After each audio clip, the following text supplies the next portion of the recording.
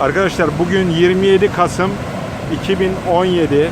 Biz şu anda meşhur İguazu şelalelerindeyiz. Daha şelalenin başındayız. İçeri doğru geçmedik. Ömer buraya bak. Ömer Bozkır, meşhur çorapçılarımızdan Ömer Bozkır. Ömer beni de bir çek oğlum. Ömer beni de bir çek kardeşim. Çek. Çek. Şeyini de tut. Çek. Şapkamı çıkarayım mı? Bir Çıkar ya. Şapkamı çıkarayım mı?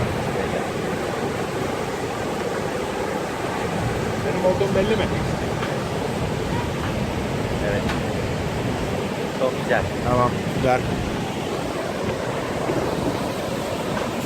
Of hayatım bu ne böyle? Bu ne abi ya? Vallahi.